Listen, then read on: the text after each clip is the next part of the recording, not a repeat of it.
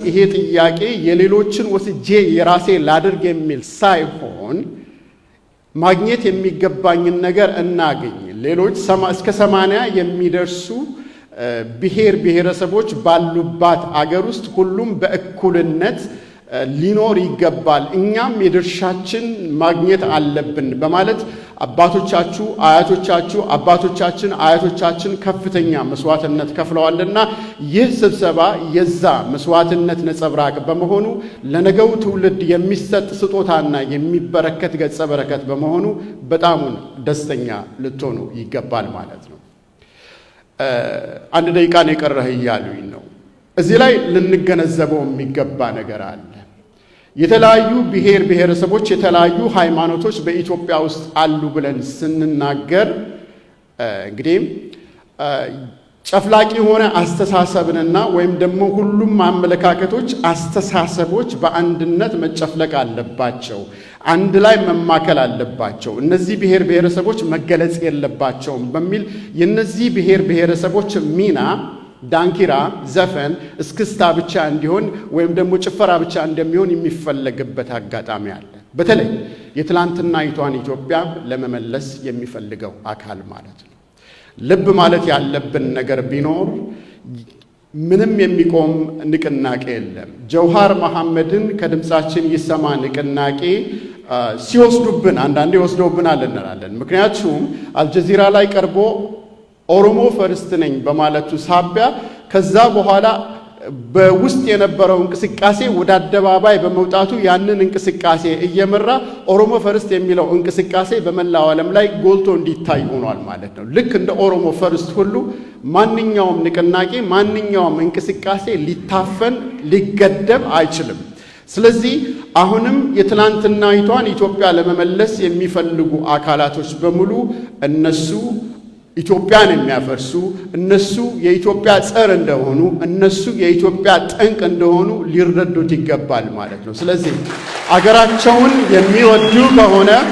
አገራቸውን የሚወዱ ከሆነ ኢንክሉሲቭ የሆነች ሁሉን አካታች ሁሉን ብሔር ብሔረሰቦች ሁሉን ሃይማኖቶች አካታች የሆነች ኢትዮጵያን ሊቀበሉ ይገባል ማለት ነው። ይሄንን ሊቀይር የሚችል አንዳችም ምድራዊ ኃይል የለም። በሙታን መንፈስ የሙታንን ሐውልት ቤተ መንግስት ማስገባት የሙታንን ሐውልት ቤተ መንግስት አስገብቶ መሳለሚያ ማድረጉ ራሱ ይሄንን የህዝባዊ ንቅናቄ ሊገድበው ሊያቆመው አይችልም። ስለዚህ በሙታን ከመመራት ይልቅ በትላንትና የቅዠት ህይወት ከመኖር ይልቅ በዛሬው ህይወታቸው ታሪክን ሰርተው ሊያልፉ ይገባልና እኛም ታሪክን የመስራት ጉዞ ጅማሬ በአንድነት ጀምረናልና ኑ ተቀላቀሉን እላለሁ። በጣም አመሰግናለሁ። አላህ ይስጥልኝ። አመሰግናለሁ።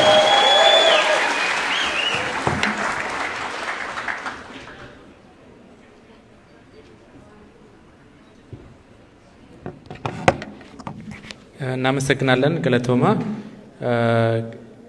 ከነት ታንሴ ከነ እርጋ እንደበርሰን ቦያሬድ ጀደሙ ቀጥሎ ንግግር የሚያደርጉልን እና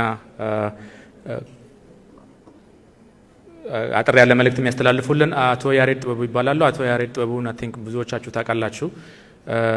የተጻፈልኝን ግን አነባለሁ። በቤተስዳ ሜሪላንድ ነዋሪ የሆኑ ኢትዮጵያዊ አሜሪካዊ ናቸው። በኢትዮጵያ ሚዲያዎች ላይ በሚሰጡት አወዛጋቢ የሆኑ የፖለቲካ ተንታኝነታቸው ይታወቃሉ። የትግራይ ውጥረትና ብሎም በጦርነት በሰላማዊ መንገድ እንዲፈታ ድምጻቸውን ከፍ አድርገው ካሰሙ በጣት የሚቆጠሩ ኢትዮጵያውያን መካከል ግንባር ቀደም ናቸው። ባለፈው አንድ ዓመት ተመሳሳይ አስተሳሰብ ካላቸው ከነ አቶ ልደቱ አያሌው ጋር በመሰባሰብ የኢትዮጵያ ሕልውና ተቆርቋሪዎች ስብስብ በሚል መስርተው የሰላም አማራጭ ሀሳቦችን በተለያዩ መድረኮች በማቅረብ ላይ ይገኛሉ። አቶ ያሬድ ከአቶ ጀዋር መሐመድ ጋር ያላቸውን ከ13 ዓመት በላይ የዘለቀ ወዳጅነትና የትግል አጋርነት በተመለከተ አንድ ሁለት ቃል ይሉልናል። ወደ መድረክ ጋብዛለሁ።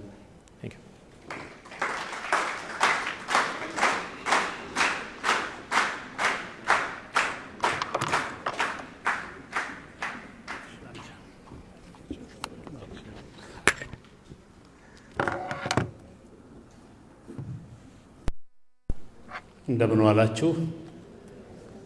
በቀለና ጃዋር እንደገና በአይነ ስጋ ለመገናኘት ስላበቃን በጣም ደስ ብሎኛል። ባለፈው ጊዜ ቃሊቲ ስጎበኛችሁ እላችሁ ላይ ስጋ አልነበረም፣ አጥንትና ቆዳ ተጣብቆ ነው ያየኋችሁ። በጣም አዝኜ ነበር። ቢያንስ እያንዳንዳቸው 80 ወይም 100 ፓውንድ ከሰውነታቸው ቀንሰው በ1977 ዓመተ ምህረት ወሎ ውስጥ የኢትዮጵያ ሕዝቦች ዴሞክራሲያዊ ንቅናቄን በመናካሄድበት ጊዜ ትልቅ ረሃብ መጥቶ ነበር፣ ድርቅ ነበር። እዛ ድርቅ ላይ ያየኋቸውን እዛ ረሃብ ላይ ያየኋቸውን ሰዎች ነበር የሚመስሉትና በጣም የሚያሳዝን ሁኔታ ነበር። ከዛ በጣም የሚያሳዝን ሁኔታ ውስጥ ወጥተው እንደዚህ ሀሳብ ይዘው ስጋ ገዝፈው መሀላችን ሲገኙ እጅግ በጣም ደስ የሚል ነው። ደስ ብሎኛል። የተጻፈ ነገር አዘጋጅቼ ነበር፣ ግን ከአዘጋጆቹ ጋር ሙግት መግባት ስለማልፈልግ እንዲሁ ሀሳቤን አጠር አድርጌ ብናገር ይሻል ይሆናል ብዬ አስባለሁ። መግቢያው ላይ እንደተባለው ጃዋርን ሳቀው ወደ 13 ዓመታት አልፈዋል። መጀመሪያ ያወቅኩበት መንገድ ራሱ ትንሽ ለየት ያለ ነበረ። ወንድሜ እዚህ ከተማ መጥቶ ነበር ከቶሮንቶ እና ጓደኛዬ ወደ ደቡብ ምስራቅ እስያ ለስራ ሄዶ እንደዚህ ጃዋር የሚባል ወጣት አገኘና ቤቱ ጋበዘው። ከዛ ጃዋር ከሌሎች ወጣቶች ጋር ሲከራከር አንደኛው ሜዲሲን ማጥናት የሚፈልግ ልጅ እኔ ሜዲሲን ነው ማጠናው፣ ምክንያቱም ሜዲሲን ይሄን ያህል 100,000 ብር ያስገኛል በአመት ምናምን እያለ ያወራል። የሀብታም ልጅ ነው። ከዛ ጃዋር ሲከራከረው ሜዲሲን ለምን ታጠናለህ? የፖለቲካ ሳይንስ ብታጠና እኮ ሀገራችንን ከችግር የሚያወጣ ድሆችን ከድህነት የሚያድን ትልቅ መፍትሄ መሆን ይችላልና ኮሌጅ ስገባ የፖለቲካ ሳይንስ ነው ማጥናት የምፈልገው ብሎ ይከራከረዋልና ያ ሰው በጣም ይገረማል። እነዚህ 17 ዓመት ልጅ እንዲህ አይነት አርቆ የሚያስብ እንዴት ሊሆን ይችላል ሚልና ወንድሜ ሲነግረኝ አድራሻውን ማግኘት ትችላለህ ጓደኛ ጋር ደውለህ ስለው ኧረ እኔ ጋር አለ ብሎ ይሰጠኛል። ለጃዋር ኢሜል አረግለታለሁ። እንዳጋጣሚ ኮሌጅ ጨርሶ መምጣቱ ነበር። ገና የ21 ዓመት ልጅ ቢሆን ነው። ዲሲ መጥቻለሁና እንገናኛለኝ። ተገናኘን። ከዛ በኋላ ጃዋር በሚያቀው በሰለጠነበት የዚህ የሰላማዊ ህዝባዊ እምቢተኝነት ጉዳይ ላይ ሰዎች ሰብስበን እነ ዶክተር ኤቢሳን ወንድማችንም ነበረ እና ሌሎችም ነበሩ። ታምራት ነገራ ነበር እና ተሰብስበን ማጥናት ጀመርን። የሲሳይ ኦሮሞ ባህላዊ ማዕከል ውስጥ ቅዳሜ እየተገናኘን ማጥናት ጀመርን። እንደምታውቁት የሰላማዊ ህዝባዊ እምቢተኝነት የሚባል ኮንሰፕሽን አዲስ ነው ለኢትዮጵያ። ምክንያቱም በትጥቅ አመጽ ውስጥ ነው የነበርነው፣ በትግል ውስጥ ነው የነበርነው፣ በአብዮት ውስጥ ነው የነበርነው። በሰላማዊ መንገድ መቀየር ይቻላል አንድን ሀገር የሚለው አዲስ ኮንሰፕት ነው የነበረው እና ጃዋር ያንን ሀሳብ ይዞ መጣ፣ አሰለጠነን። በጎደለበት ደግሞ ኢቨን የነበረበት ኮሌጅ ያስተምሩ የነበሩ ሰዎችም በስካይፕ ስልጠና እንዲሰጡን እያደረገ እነ ላሪ ዳይመንድ ይመስለኛል አንዱ ማስታውሰው እንደነዚህ አይነት ሰዎች ሁሉ ስልጠና እየሰጡን ቀጠልን እና በዚህ መልክ ነው ከጃዋር ጋር የተዋወቅ ነው። ያኔ እኔ ምናልባት 50 ምናምን ዓመቴ ይሆናል። ጃዋር 21 ዓመት ልጅ ነው። ግን እንደ አሰልጣኝ እንደሚያቅሰው ለመቀበል እሱም ችግር አልነበረበትም፣ እኔም ለመቀበል ችግር አልነበረብኝም። ሌሎቻችንም እንዲሁ እና አንዳንድ ሰዎች በራሳቸው ኃይል ራሳቸውን ይወልዳሉ። አባቶች ሲተርቱ ከእንጨት መርጦ ለታቦት ከሰው መርጦ ለሹመት ይላሉ። እዚህ ግን መራጩ ራሱ ባለቤቱ በውስጣዊ ትግሉና ሐሳቡ ሆኖ ነው መናገኘው። የጃዋርን ስናይ ስለ ጃዋር መናገረው ለምን መሰላችሁ? አገራችን የገባችበት ሁኔታ በጣም አደገኛ፣ በጣም አስፈሪ ሁኔታ ነው። ከሃጫሉ ሁንዴሳ ግድያ ጀምሮ የሚደረግ ያለውን ነገር ስናይ አገሪቱን አመራር ማሳጣት፣ ሰው ማሳጣት እና ኮንፊውዝድ የሆነ እርስ በርሱ የተምታታ ግራ ይገባው እና ሀብትን ትልቅነትን ከብልጽግና ቲዮሎጂ ማግኘት ብቻ የሚገደድ ማህበረሰብና ኤሊት ለመፍጠር የሚደረግ ነገር አለና ከዚህ እንዴት ነው መውጣት የምንችለው ብዬ በሚጨነቅበት ሰዓት ነው አሁን እነ ጃዋር ከስር ተፈተው በጣም መደገፍ ያለብንን የሰላም ሐሳብ የሰላም አማራጭ ይዘውት የመጡት በቀለና ጃዋር ይሄንን ሁላችንም ልንደግፈው ይገባል። ጃዋር ከልጅነቱ ጀምሮ የዚህ የፖለቲካ ሳይንስ ጥናት ላይ ያደረገው ትኩረት በተግባርም ደግሞ የከፈለው መስዋዕትነት አሜሪካዊ ፓስፖርቱን መልሶ እስር ቤት መግባት ያልገደደው የደፈረ ሰው ይሄንን የሚያደርግበትን የሐሳቡን ጥልቀት መረዳትና የሚያስፈልገውን ድጋፍ ለመስጠት ፈቃደኛ መሆን አለብን ብዬ አስባለሁኝ እና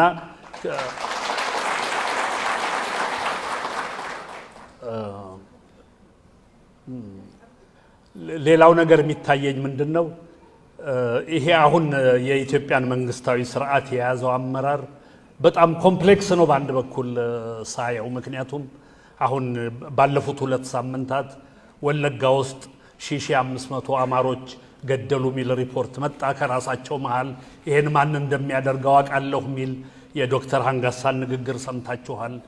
አሁን ለዚህ መልሳቸው ምንድነው? ይቅርታ መጠየቅ አይደለም ይጣራ አይደለም እንዴት እንደተደረገ ይሄንን እስከ መጨረሻው እንደርስበታለን አይደለም። አማሮች ስለተገደላችሁ ማልቀስ ጀመራችሁ እንግዳው የኦሮሚያን ባንዲራ በአዲስ አበባ ትምህርት ቤቶች በሙሉ እናውለበልባለን ነው መልሳቸው። በእንዲህ አይነት መልክ ነው ሊገዙን የሚሞክሩት ያለው። ይሄንን መረዳት አለብን።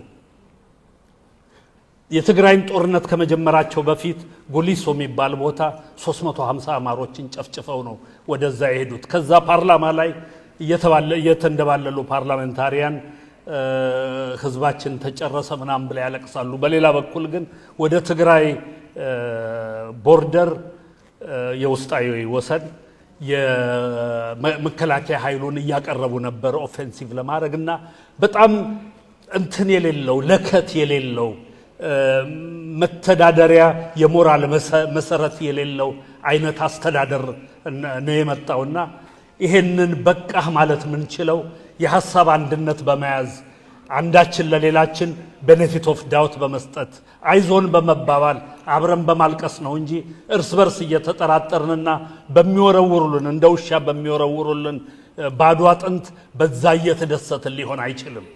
ከዚህ በፊትም የዛሬ 4 ዓመት ይሄ ትግል ለውጥ ሊያመጣ የቻለውና የነበረው የህዝባዊ ወያኔ ሓርነት ትግራይ የበላይነት ሊከስም የቻለው የጃዋር የሰላማዊ ህዝባዊ እምቢተኝነት እሳቤ በህዝቦች የትግል ህብረት ላይ የተመሰረተ ነበር። በ2011 በፈረንጆች አቆጣጠር የጻፈውን ጽሑፍ ማየት ትችላላችሁ። ለምን ተነጣጥለን እስከ ቆምን ድረስ በቀጣይነት ከአገዛዝ ነፃ ልንወጣ እንደማንችል ነበር ያስተማረው። በዛ ላይ ተመስርተን ነው ምናልባት ቃሉን ያወጣሁት እኔ ይሆናለሁ ኦሮማራ የሚለውን ቃል።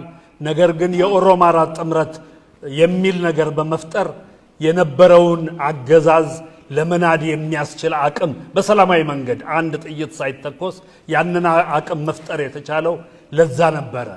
ነገር ግን ያንን የኦሮማራ ጥምረት እነሱ ለሚፈልጉት የስልጣን ሽኩቻ የግለሰብ አምባገነንነት ለመመስረቻ ቲፒኤልኤፍን ከህብረቱ ለማግለል የትግራይን ህዝብ ከሻቢያ ጋር ሆነው ለመጨፍጨፍ መጠቀም ያደረጉት። እናዝናለን። ሐሳባችን ያልነበረም ፍላጎታችን ያልነበረም ከፍላጎትና ሐሳባችን ውጪ የተደረገ ነገር ነው የነበረው። አሁንም ምንም ምርጫ የለም። አሁንም ሁላችንም የፈለግነውን ማግኘት አንችልም፣ ልናቅ ይገባል። ኦሮሞ በቁጥሩ ትልቅ ሊሆን ይችላል፣ ከኢትዮጵያ 40 በመቶ ሊሆን ይችላል፣ 35 በመቶ ሊሆን ይችላል፣ አላቅም። ነገር ግን በቁጥሩ ብቻ ተመስርቶ ሊያገኘው የሚችል ነገር የለም። ሁላችንም ሰተን ለመቀበል ፈቃደኛ መሆን አለብን። ሁላችንም በሰላማዊ መንገድ ተደራድረን የጋራ ቤታችንን ለማቆም ፈቃደኛ መሆን አለብን። ያንን ሳንሞክር ወደ ጋራ ጥፋት ምንገባበት የወደፊት ተስፋ ልንለው አንችልም። ውስጣዊ ቦርደር በሌላቸው ማህበረሰቦች መሃል የቆየ በታሪክ የቆየ ወሰን የሌለው አገር ውስጥ እንለያይ ብንል በወሰን ብቻ እንተላለቃለን። ሌላውን ተውት፣ በወሰን ብቻ እንተላለቃለን። ከዛ የተሻለ ማድረግ እንችላለን። ያ የተሻለው መንገድ ደግሞ ለምን ለብዙዎች ርቆ እንደሚታይ አላቅም። ሁሉንም የፖለቲካ ኃይሎች ያካተተ የብሔራዊ ምክክር ወይንም ናሽናል ዳያሎግ ማካሄድ ነው።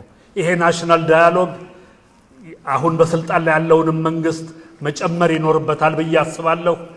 እንኳንስ እነሱን በውጪ በፖለቲካ ምክንያት ተሰደን የውጭ ሀገር ዜግነት የተቀበልን ግን የሀገራችን ሁኔታ እንቅልፍ የማይሰጠንና ቀን ከሌት የምንጨነቅ ሰዎችም የምንወከልበት አይነት አንድ ረጅም የሽግግር ፕሮሰስ አካሂደን በዛ ሂደት ውስጥ ሁላችንንም የሚወክል አይነት መንግስት ምን መሰረትበት መንገድ መኖር አለበት። ይህን ምርጫ ካልወሰድን እስካሁን በቀጠልነው መንገድ ብቻ ነው ልንሄድ የምንችለው። ስላዳመጣችሁኝ አመሰግናለሁ።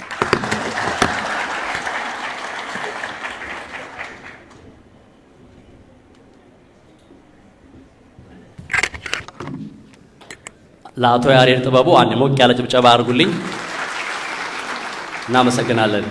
ያ አማስ ረዴቤ ሴራ ጨብሱፊን ዴማ ሲላ ከነቲ አኔ ጀዋርቱ ሀሳአ ቱሬ ገሩ ሉቢ ኬኛ የሮ ሁንዳ ጋፈ ኢሳንሌ መነ ሂዳ ቱረኒ አኩማ ነሞተ ሁንዳዩ ጉያ ቶኮ ሶኑራ ነፊን ሀርአሌ ኦሶ ሆጂ ሲስኪዋላ ዲፖ ቀበኒ ኢሳኑ መላሉፍ ጀቻ ኑ ኬሰት አርገመን ገሩሞ ከንዴሙ ቀበን ጅሩ ስለተኤፊ ያዳ ፊ ጋፊ ቶኮ ቀባ ጀደኒ አም ሴራ ጨብሴን ኢሳኒት ከንዱ ፊንጅራ ኢሳኒ ሲሞ ሰዓቲ ቀኸና አቦመመኒ አካ ደቂቃ ቶኮ ኬሰት አከኑ ፊጠን አብዲን ቀባ ፈያታ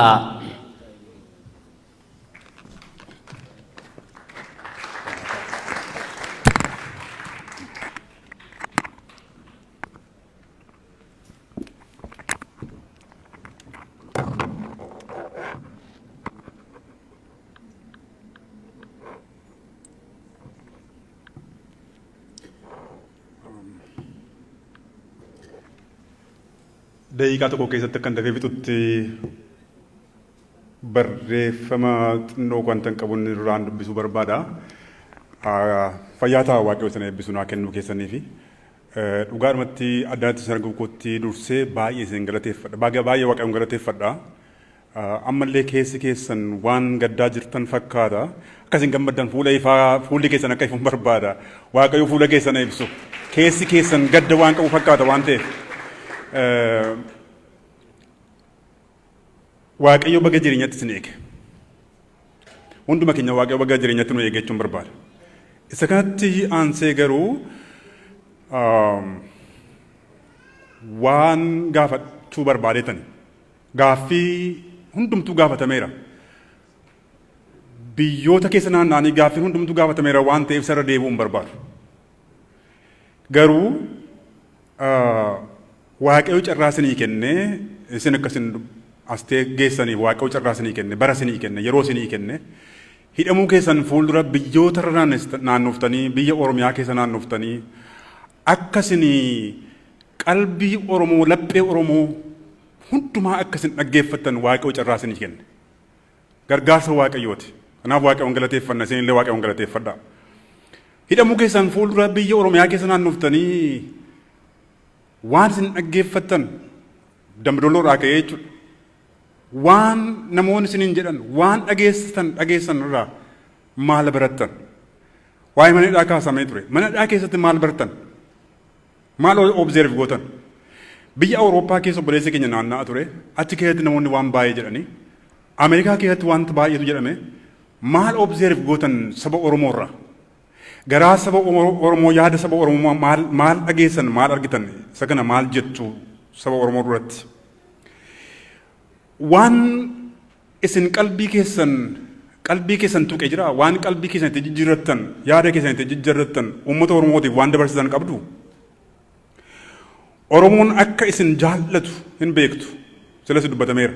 Dhugaadhumatti garaa keenya guutu ani garaa koo guutuu isin jaalladha. Sabni Oromoo akka kana natti fakkaata.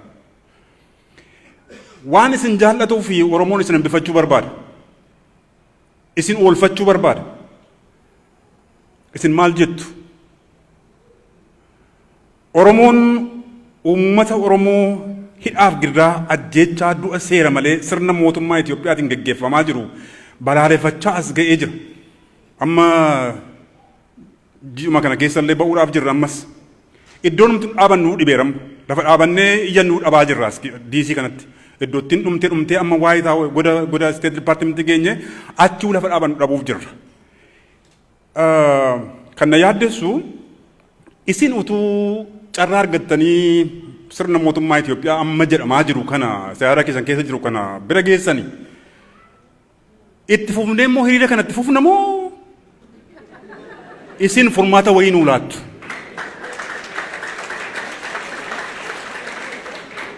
Yaada kafaa'uudha nutti himaa turtan biyya Ameerikaa keessatti yaada kafaa'uu bu'uura inni qabatee jiru. Yaada kafaa'uu kana barreeffama macaafa qulqulluu miti yookiin Quraana miti jijjiiramee saba Oromootiif akka ta'utti jijjiiramuu danda'a gara fuulduraatti saba Oromootiif ta'uu danda'a. Fayyaa ta'u ulfaadha.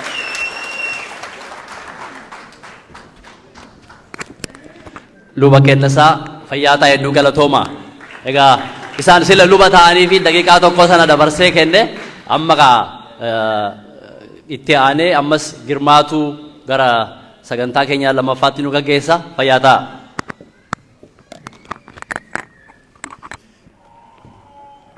Fayyaa ta'a egaa stage managerii waan ta'eefan ofumaafan daqiiqaa tokko kenna. Yoo barbaadan irraa nu buusa. Taanee obbo Jawaar Mahamadutti haasaa nu godha. Xiqqoo waa'ee Jawaar just 1 minute. Na mucaa ta'een beeka maybe 16, 15 na biyya Singapore otoo dhaqeeti scholarship achitti barataa. So I think courses jaamoo akkas fudhatu kanaan duras waan kana haaseen ture. So achi keessa language lama baratta. Tokko kan biyya irraa dhuftee official language, tokko immoo Ingiliffaa. So namni Portugal irraa dhaqee Portuguese barataa, namni Spain irraa dhaqee Spanish barataa, self taught-dhaan jechaadha. Namni Itoophiyaa irraa dhaqee immoo official language sun maal inni? Akkuma beektan afaan Amaaraati. Garuu edaa ijoolleen qabee generationii didaadha and he's a representation of that. Indide maal jedhee afaan Oromoon baradhaa qooqni koo afaan Oromooti jedhe. Rakkisaadha because innaa barattan kitaaba erguun barbaachisaa wanti facilitatii ta'e kanaan dura waan ta'etu irra deebi'ee ta'ama. Kun haaraadha. I don't think maqaayyoo namni dhaga'een beeku afaan Oromoo isa jedhu. Facilitationii sana dhisiitii loojistikii dhisiitii maqaayyoo dhageenya afaan Oromoo malee jedhan. Achi deebi'ee warra biyya Itoophiyaa irraa isa ergee komitee tokkotu jira. Akkas nuun jedheeraaf nu facilitatii godhaa jedhaniin. Ani achi keessa nan dhagaa garuu Oromoo illee akka ta'an hin beekanii keessi koo kolfaa gubbaarraan garuu egaa rakkina maal goona. So akkuma jedhe didaadha. Didaan uummanni isaan jaalataa kaan hin jibba. Didaan hin didaa innaa dide immoo saakrifaayisii kaan kaffalchiisuutu jira. Didaan pirinsipiliidhaan deemaa waan fe'e innaatti dhufe asiif achi hin jedhu. Achirraa jalqabeeti waa'ee Oromummaa isaa sabboonummaa isaa kan jalqabe. Naa afaan Oromootiin fixe baay'ee dabee. Yuunivarsiitii Finfinnee irraa kitaabni ergamee fi waan hin taane ta'eet afaan Oromootiin barate. Achirraa innaa waggaa 16 na yaadadha wanni jalqabame. Ijoollee kana mee OPDOtti ergee barsiise maal jedhama. Sana waan hin beekneef namni dhumarratti egaa hojiidhaan barsiise. Garuu Jawaar Oromummaa isaa kan yookiin sabboonummaa isaa kan mul'isaa ture ganaa ijoollummaa irraa kaaseeti sana booda san beektu. Garuu immoo ennaa OMN keessa jirru yeroo hundumaa maal jennaa in jeeqa in jarjara maal inni bakka nu dhiisi jennaan nu jeeqa yeroo hundumaa. Garuu dheengadda interview isaa taa'ee naan dhaggeeffadhu. I mean, I think waa'ee Jawaar hundumti keessanuu hin beektu, waan inni godhe hin beektu, dandeettii isaa hin beektu, garuu hundumtuu kan jedhu hin jarjaraa kana. OMN yoo interview isaa naa dhaggeeffattan namni hundumtuu waan inni jedhe dhaggeeffata. I'm just listening to his character, how he changed, now he became a leader. So I don't know, Obbo Baqqalaa Garbaa fa'aa galateeffanna moo Obbo Abiyyi fa'aa galateeffanna hin beeku. He's a complete leader now. And I have full confidence in him leading us forward. Garuu egaa I think engadda waan jenne jira. Oromoo keessa generation keenya keessa nama sadii qabna turre. Ija sadii qabna turre. Tokko Hacaaluu ture, tokko Obbo Jawaar Mahammadi, tokko Jaalmaroodha. Tokko dhabne irraa laman nu hafe isaan kanatti fayyadamnee fuulduratti akka deemnu nuti beekaa jechaadha. Galatoofnata Obbo Jawaaritti dabarsa.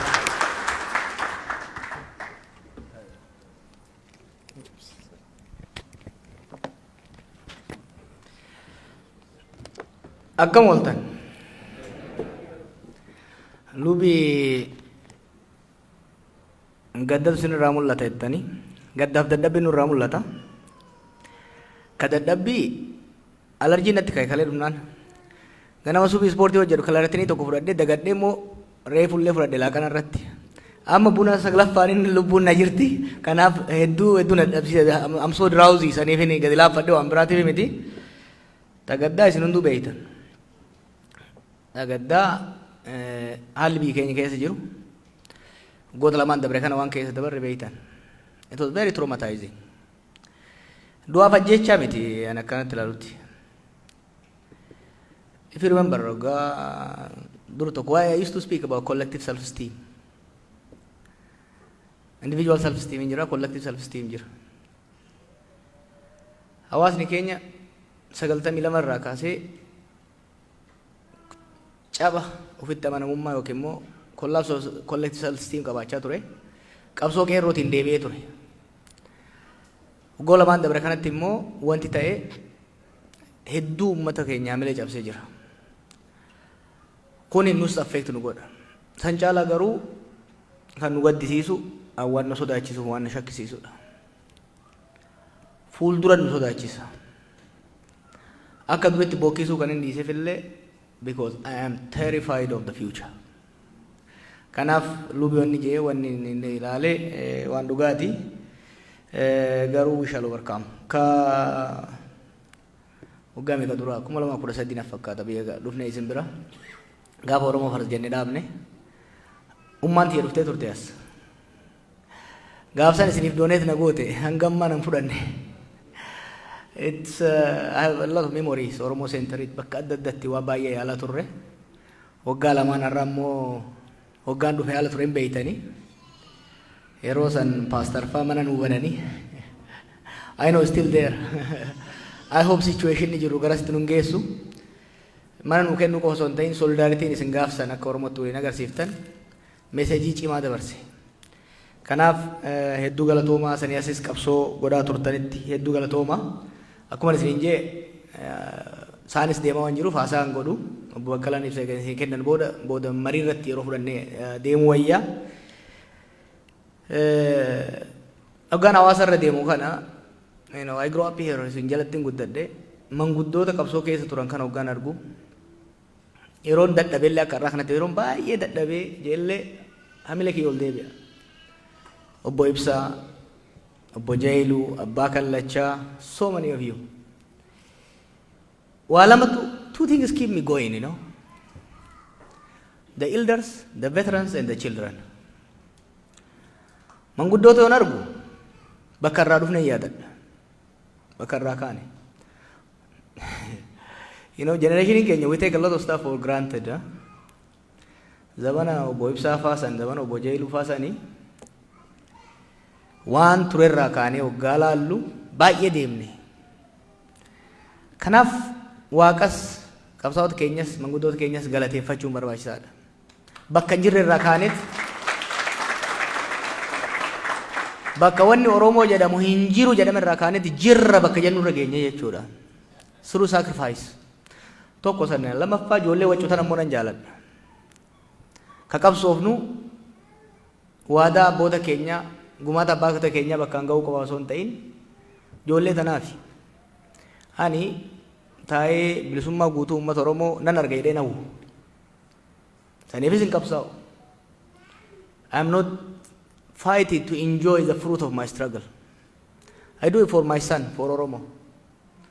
soosaayitii mataa isa gadi hin qabachiifne, soosaayitii isa nadamsine, soosaayitii fi sirna Oromoo fi jaallansaa hiriyoota isaa tiif taatu tanaa taatu miti kana uumuu qabsaa'u.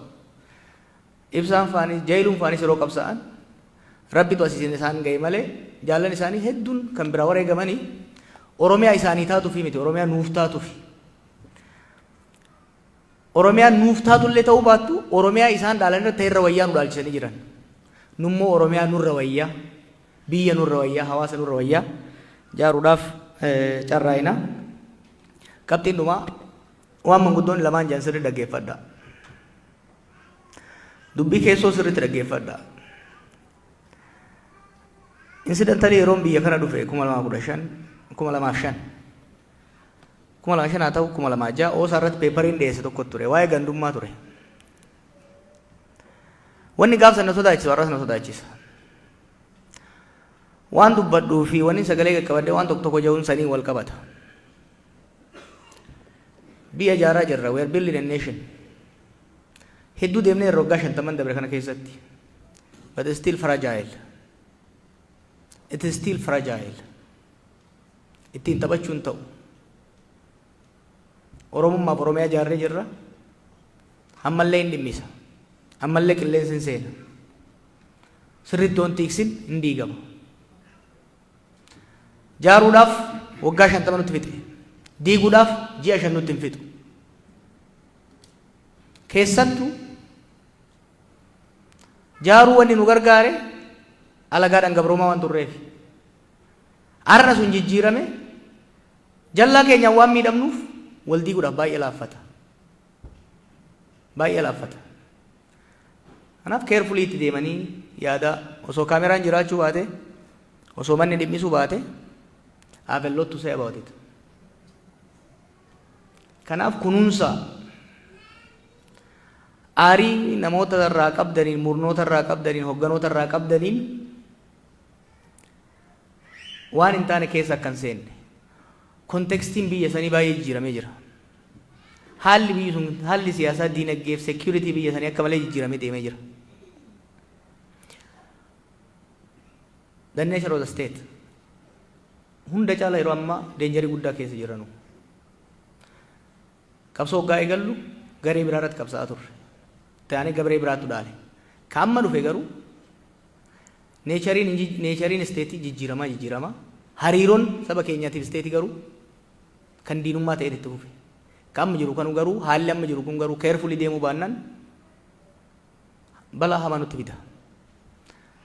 Kanaaf akkuma waan obbo Ibsaanis jedhe waan obbo Jeeyiluunis jedhe irra deebi'ee ja'uun barbaadu seriously fudhachuun barbaachisaadha jee namana.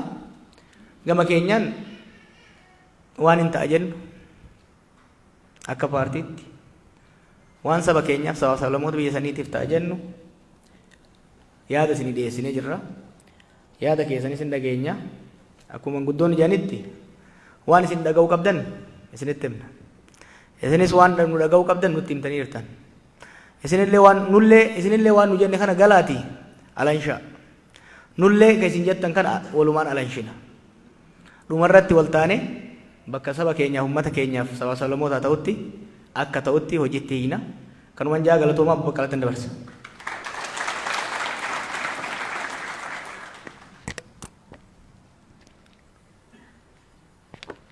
Akkam jirtu?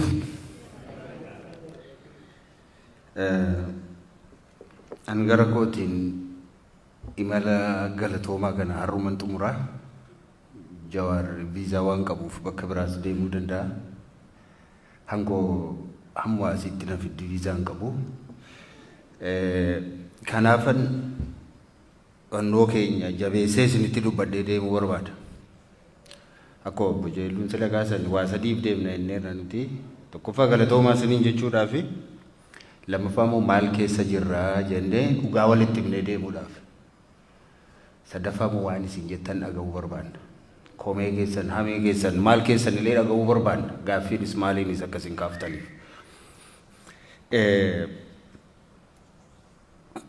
Galatoomaa yeroo jennu akka nuyi mana hidhaatii baanu nu qofa otoo hin taane nuyi fi namoonni osoo mirga isaaniif falmatanii mana hidhaatti darbaman akka isaan ba'anii fi namoota hedduutu keessatti gumaache. Isinis isaan keessaa tokkodha. Garuu isin dura namoonni dursanis jiru. Maatiin keenya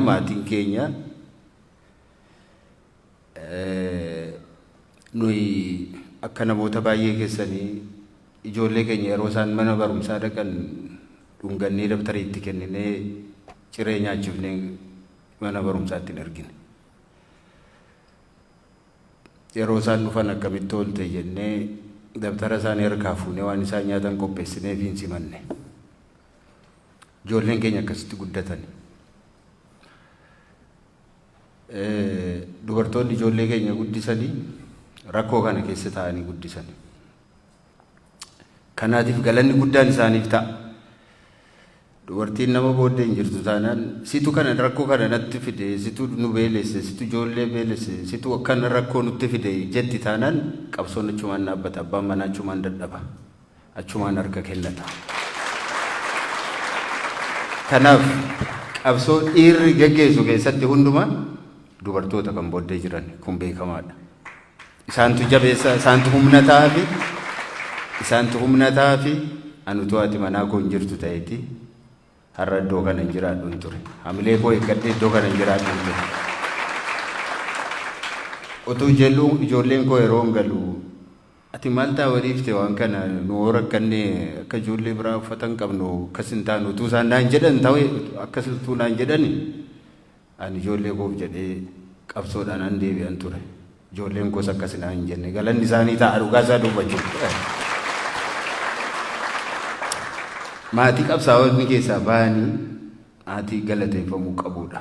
Kanaatiif asirratti galata duraa isaanii kennuu barbaada. Isaaniin dursa garuu baay'een nu wajjiniinis nu duras mana hidhaa dhaqanii achitti safaniiru. Waaqayyoon galateeffachuun barbaachisaadha. Waaqayyootu nu gargaare, Waaqayyootu nu baase. Kanaatiif Waaqayyoof galanni haa ga'u jechuun barbaada. Abbootii amantii bakka tokko tokkotti komachaatiin dhufeanii maaliif hin argina mana hidhaa keessa teenyee akkuma sila obboleessi koo Tigraay dhufe sila akkuma inni dubbate abbootiin amantiin baay'een gaafa mootummaan duula geggeessu dura dhaabbatanii eebbisanii dhaqee rukutii dhaqee ajjeesii dhaqee akkana godhi jedhaniitu gallakkisan. Abbootiin amantii baay'een waa'ee nagaa yeroo dubbatan iyyuu maaliif waa'ee nagaa dubbattu jedhanii waldaa isaanii keessattis waan biraa labsaa turan. Garuu kan jilbeenfatanii nu kadhachaa turan waldaa isaanii keessatti sababii keenyaaf Waaqayyo duratti kan imimmaan isaanii buusaa turan gareedhaan mana isaanii keessatti kan nu kadhataa turan abbootiin amantii baay'een guguddoon jiru. Waaqayyo isaan eebbisu. Du'aadhaan amantii biraadhaan musliimota keessaa yeroo hundaa du'aayiidhaan nu bira dhaabbachaa kan turan yeroo sagadan hundumaa akka ajandaatti fudhatanii Waaqa biratti Rabbi biratti kan nu dhiyeessaa turan jiru. Kanaaf isaan galata guddaa qabu. Gar tokkoon innaa laalle Finfinneedhaatti immoo yoo fudhatanii የጀዋር መንፈስ jedhanii kan abaaran illee jiru. Waldaan itti abaaran illee jiru. የኦፊሳኒቲ ዘረኛ akkamitaan የዘረኝነት መንፈስ በኢየሱስም kan jedhan illee hedduutu ture. Isaaniin alammoo nami Waaqayyoon qabatanii immoo yaa Waaqayyo ati dhugaa baasi kan jedhan immoo jiru. Waaqayyo dhugaa sana argee nu baaseera. Waaqayyoof galanna ta'u. Dhugaa abbootii amantii akkasiis qabna. Kijibdoota sobdoota akkuma qabnu abbootii amantii dhugaa dubbatan dhugaa isaaniif saba isaaniif sabaaf Waaqa gidduu goranii kan walitti araarsan kan walitti fidan waa'ee saba isaanii kan boo'an jiru har'allee. Isaaniifis galanni hin ta'a. Itti aansee abokaatota keenyan galateeffachuu barbaada. Sababii guyyaa har'aa isa dhumaati waan ta'eefan hunduma isaanii galateeffachuu barbaade yeroo isinitti fudhachuudhaaf abokaatowwan keenya biyya sana keessatti abokaatoo ta'uun baay'ee namatti ulfaata. Baay'ee ulfaata. Konkolaataan isaanii baay'een cabeera. Reebamaniiru, maal ta'aniiru, ayyama isaanii hirkaa fudhataniiru, baay'een isaanii gidiraa keessa seenaniiru. Nami akka Abdul Jabbaar Hussein fa'aa lubbuu isaanii dhabaniiru. Kanaaf abokaatowwan keenya nu bira dhaabbatanii hojii salphaa miti hojii isaan hojjetan. Lubbuu isaaniitti murteessanii ijoollee isaaniitti murteessaniiti kan isaan nu bira dhaabbatan. Mana hidhaa keessa yoo nu gaafachuu yoo dhufani beekaadhuma sa'aatii 2 sa'aatii 3 aduu keessa isaan dhaabu. Akka isaan hojiin hojjennu godhu bakka biraatti akka isaan hojiin hojjenne. Guyyaa guutuu achi teessisaa oolaniitu yeroo biraa beellamii darbeera afaan mootiin jedhu mana murtee fa'i fakkeenyaatiif.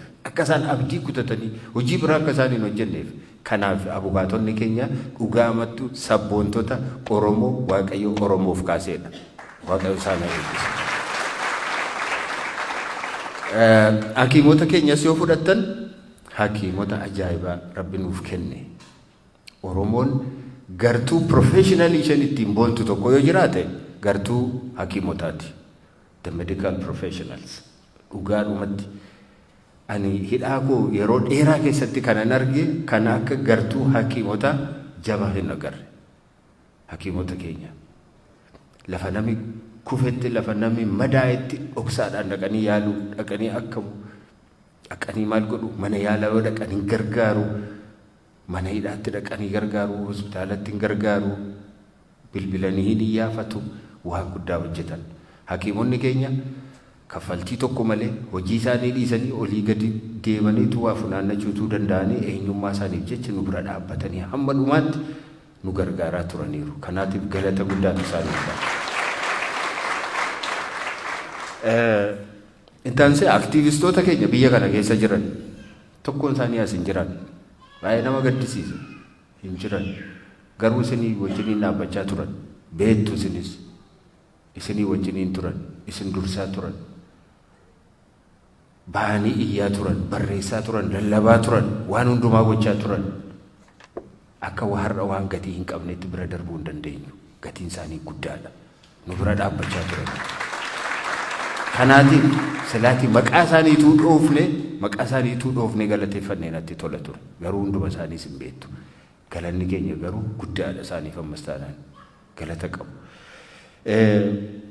Miidiyaalee keenya miidiyaaleen Oromoo hundumti isaanii yeroo nu hidhamne nu hidhaaf nu qofa otoo hin taane waa'ee uummata kanaa waa'ee Oromoo kan hunduma dubbatu hunduma lallabu warraallee numa haasa'u. Isin gatiitti kennuu dhiisuu dandeessu. Isaan garuu hin ta'e. Baay'een isaanii mindaadhaaf jedhanii hojjetu miti. Galiidhaaf jedhanii hojjetu miti. Waattiin argachuuf jedhanii miti. Garuu eenyummaa isaaniiti isaan dirqisiise.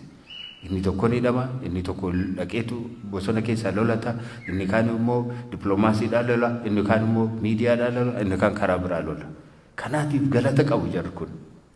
Miidiyaaleen yeroo dhufan yeroo isaan isin gaafatan yoo isaan gargaarsa isin gaafatan kennaa fi waan isin harka jiru tumsaa bira dhaabbadhaa. Yoo isaan dogoggoran gorsaa deebisaa walitti hin duulinaa waliin jibbinaa tokko ol kaaftanii tokko gadi hin buusinaa. Miidiyaalee keessa kunuunfadhaa. Miidiyaa otoo qabaanneeti gaarii ture tu baay'ee qabaanne ka amma qabnu nolo osoo qabaanneeti gaarii ture.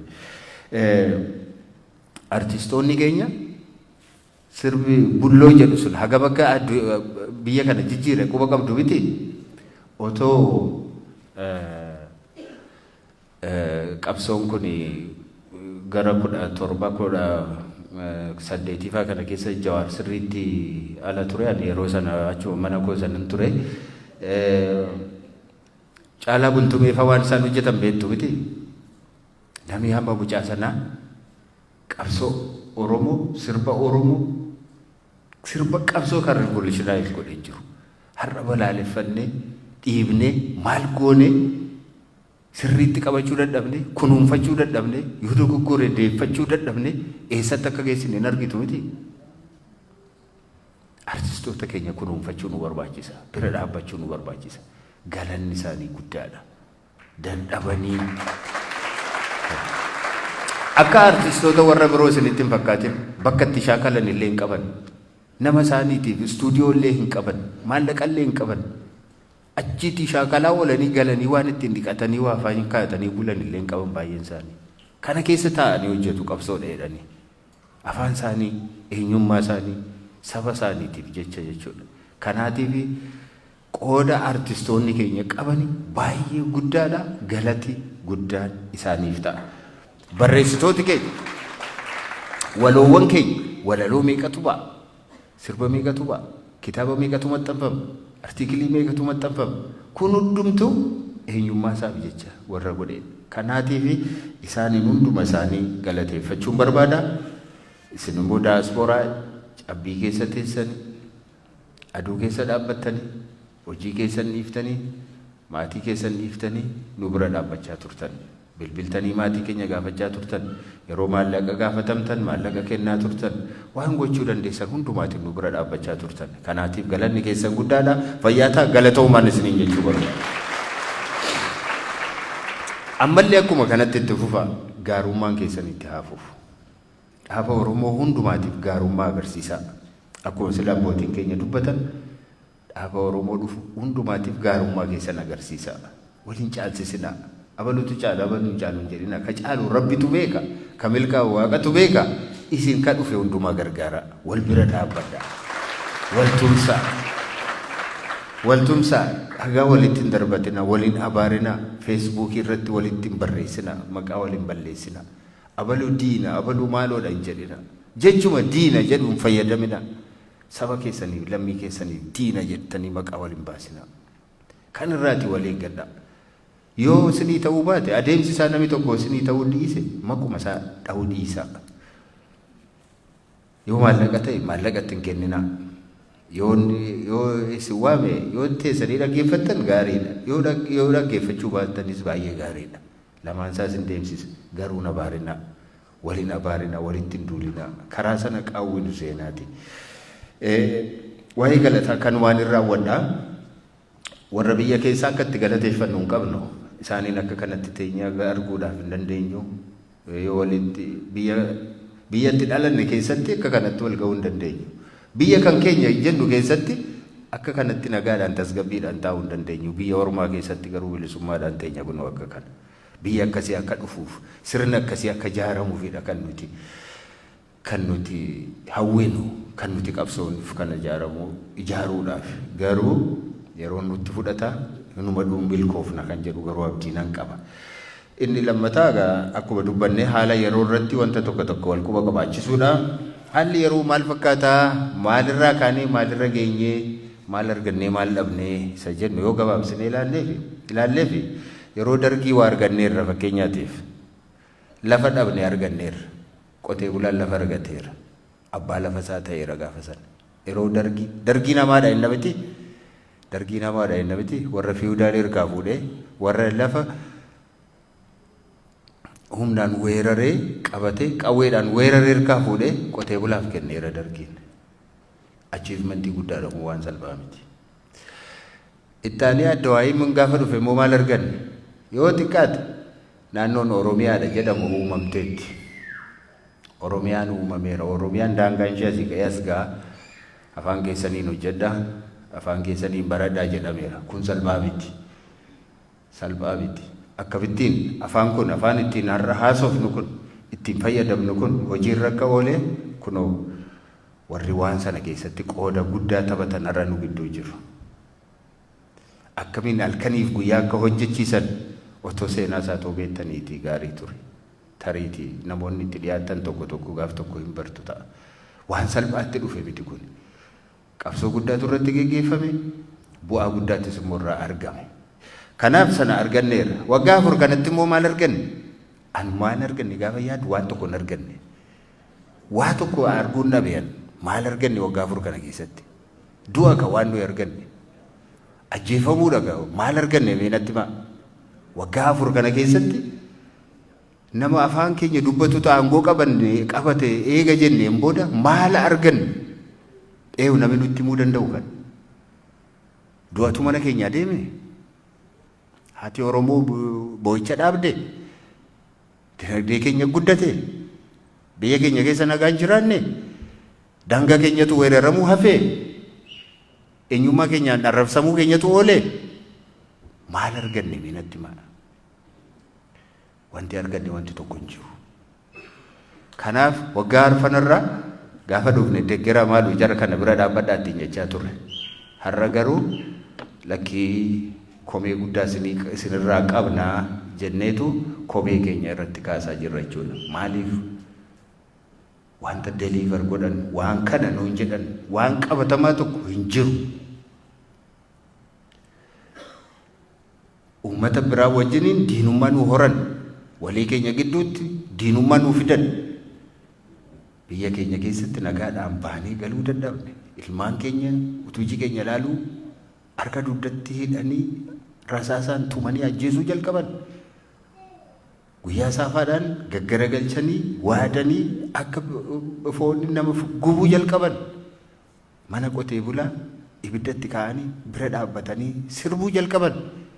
Waan isaan qaban loon isaa wajjinii jabbii utuu mana keessaa marrattuu wajjinii gubuu jalqaban kan argine waggaa 4 kana keessatti. Kana bira dhaabbachuu hin danda'amu. Kun akka itti fufu gochuu hin danda'amu. Kana gochuu hin dandeenyu. Kanaaf ammas qabsoon keenya itti fufa. Hiriirri keenya itti fufa, itti fufa. Hamma kun raawwatutti, hamma sirni tokko ijaaramutti qabsoon keenya ammallee itti fufa. Maaliif nama hiikame caala nama hidhaa jirutu caala. Baay'inaan ammayyuu isaantu caala. Dararaa kaleessaarra dararaa har'aatu caala. Iyyuma kaleessaarra iyyuma har'aatu caala. Namoota tokko tokko duroomaniiru ta'a. Namoonni qubaan lakkaa'aman garuu uummati keenya bal'aan guyyaatti yeroo tokko nyaatee buluu dadhabeera. Biyyaatti warra xalaa isinitti barreessu warra bilbila isinitti bilbilu quba qabdu miti. Wanti tokko hin jiru biyya keessa. Rakkina duwwaadha. Namni buna bishaan akkasii tokko buusee isinitti kennuu danda'u hin jiru har'a. Iyyumni mataa irratti nu daraare. Daaraa taane biyyi keenya daaraa ta'e. Kana keessa jirra dhugaan isaa kanadha. Kanaafi maal gochuu qabna? Kun jijjiiramuu qaba. Tokkoffaa lolli amma nurra jiru kun dhaabbachuu qaba. Lola nurraa dhaabuu qaba mootummaan. Nu ajjeesuu nurraa dhaabuu qaba. Ilmaan keenya hidhuu dhaabuu qaba. Isa hidhe immoo hiikuu qaba. Kana hin godhu taanaan hiriirri keessan itti fufuu qaba. Kana hin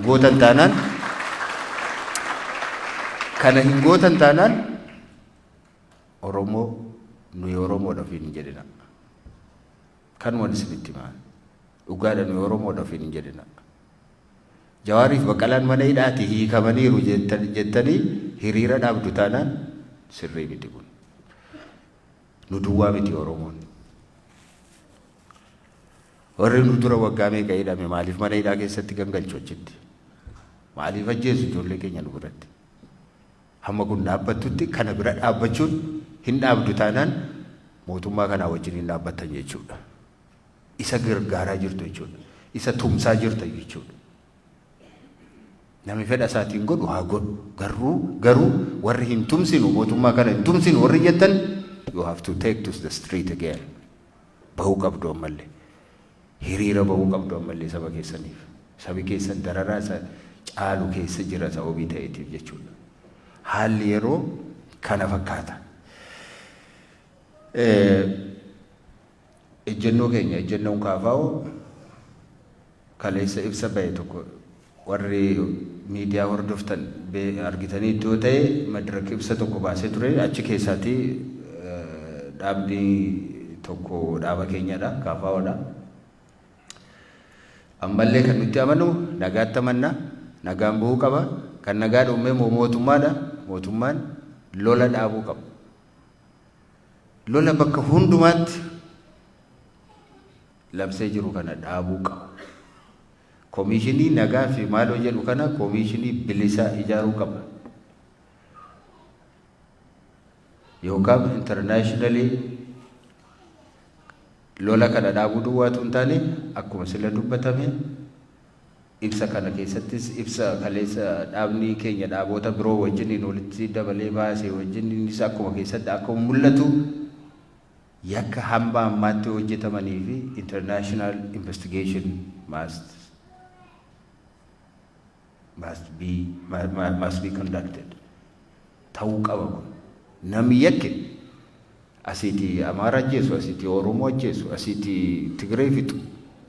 Kana hundumaa hojjetee harka kootee ani nama hin tuqne jedhee harka isaa dhiqatee namni deemuu danda'u jiru. Seeratti dhiyaachuu danda'u qaba. Seeratti dhiyaachuu qaba. Namni nama ajjeese gosa kamiisa ta'u saba kamiisa ta'u namni nama ajjeese seeratti dhiyaachuu qaba. Namni jumlaadhaan nama fixe seeratti dhiyaachuu qaba. Kana yoo goonu yoo ta'e sirni kana godhu hin dhufu yoo ta'e sirna kana jala dhaabbachuun tumsarraa dhaabuun barbaachisaadha. Kanaaf kana caalaa waan baay'ee hin jennu gaaffilee hedduu akkasiin qabdan hin amanna amma yerootti yaada keessan dhaggeeffannuudha yaada keessan daayivarsii akka ta'uun amana dura nama kaa'anii abaloo baluufaa akka isaanii jenne abdiin qaba akkas miti abbuma argitan irraa fuutu dura waa qopheessitanii akkam fuune jechuukooti yoo kana ta'e nutu fuudha asiiti yonnoo maaliif iddoo tokko tokkotti wanta akkasiisu waan jiruuf jechuudha. Kanaaf daayivarsiitii yaada barbaanna nuti. Nama nu deeggaru, nama nu sossobu duwwarraa waa dhageenye abaluu koo nuun jedhanii akka deeman hin barbaannu. Say what you have to say. Waan jechuu dandeessa jedha. Komee qabdan kaasaa. Waan nu komattanis kaasaa. Waan keessaa waan fooyyeffannu hin fudhannaa. Waan dandeenyu hin deebisna. Waan hin dandeenye immoo hin dhiifna. Nuyi maleekaa miti, nuyi jinniis miti, sheexanas miti, namaadha nuyi. Kanaaf yoo badii qabaanne sirreeffanna, yoo hin qabnu yoo ta'e immoo isinirraatii barannaa jechuudha. Kanaatiif nuyi xumuranneerraa gaaffii keessan, adaraa keessan gaaffii yeroo gaafattan ibsan kennina. Ibsan kennina. Kun maal inni maa kana ta'ee yoo kana godhee jedhaati nu gaafadha. Ibsaa fi mammaaksaa fi maaloo waan adda addaa nu gabaabsaa garaa keessan. Maaliif dhagaa turree dhufne ibsa baay'ee nu barbaachisu gaaffii keessan just to the point wannoo godhati nu gaafadha.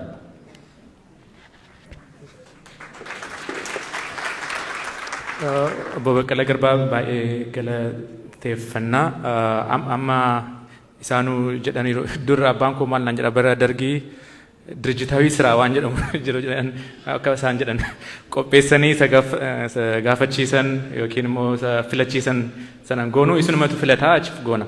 Garuu sana dura waan tokko jechuun barbaada. Obbo Baqqalaa Garbaa baay'ee beeku gaaf tokkoon bakka mana seenaatarii tokko geesseen akkuma mana dhaabaanii dhufanitti maal jedhu yeroo sana namicha gargaaruun nurra jira. Amma haaraa jalqabee biirokraasiin maal seekuritii kan qabatee jiru isaan duraanii gargaaramuutu irra jira gargaaruutu irra jira jedhee kadhataa ture. Duuba isaa irratti jechaadha warra seenaa soorata warra Ameerikaa dhufe isa kanidhe. Isa nama gargaaramu jedhaa labsaa ture Abiy Ahmed duubarraan hidhe. Jawaar Mohaammed hin beektu. Otoo inni lammaa fa'aa gargaarraa biyyi fa'aa gargaarra jedhuu baatee isa biyyaa dhiisii inni alaallu nutumtuu baanee harkaan kenninuufi turre miti. Namoota asiin gahe namoota nama kana asiin gahe lammaarraa jalqabee baay'ee obboleessa taa'umsa isaarraa ka'ee kenne fa'aa ari'e. Sanuma yaadachiisuun barbaada. Obbo Baqqalaa Garbaa baay'ee galatoome. Ijoolleen keessatti darbanii advokeesii gochaa jiru. Ijoollee kanaafis situ achi geesse waan ta'eef baay'ee galatoomi siin jechuu barbaada. Kanatti aansee amma gara gaaffiitti deebinaa garuu sana dura abdiin fa'aa akka fundraisingii wayii barbaachisaa jedhaniiru akka daqiiqaa 10 wayii ayyamaa fi jidduutti about 10 minutes fundraisingii ta'a. Sana booda isaanumatu filata namoota gaaffii godhanii garuu seerumaan deemna. Namootni dabalamanii booda akkuma jedhame daqiiqaa 2 qofa gaaffii qofa